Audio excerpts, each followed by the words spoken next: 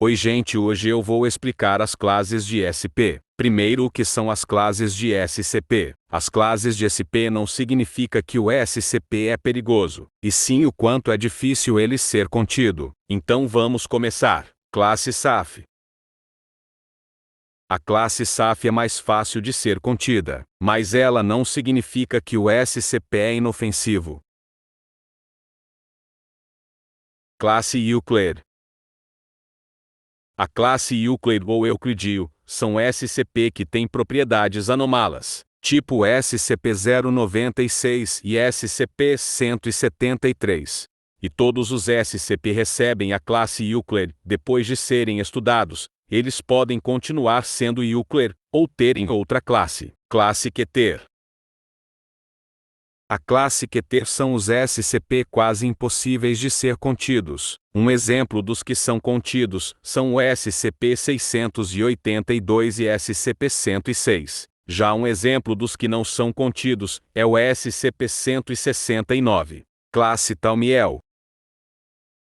A classe Talmiel são SCPs que ajudam a Fundação conter outros SCPs. Classe Neutralizada.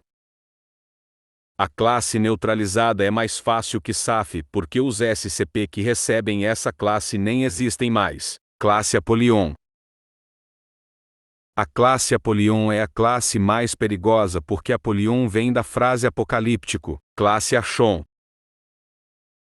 A classe Achon é muito parecida com Keter, mas com diferenças. Os SCP da classe Achon são SCP que não podem ser contidos, e isso é por muitas coisas, mas a principal é porque a contenção pode causar muitos problemas para a humanidade. Classe Explained. A classe Explained são SCP que podem ser explicados pela ciência, assim como a SAF, ou são objetos normais que foram confundidos com SCP. Classe Unknown. A classe Unknown são SCP que não se encaixam com nenhuma das classes. Classe Maxur.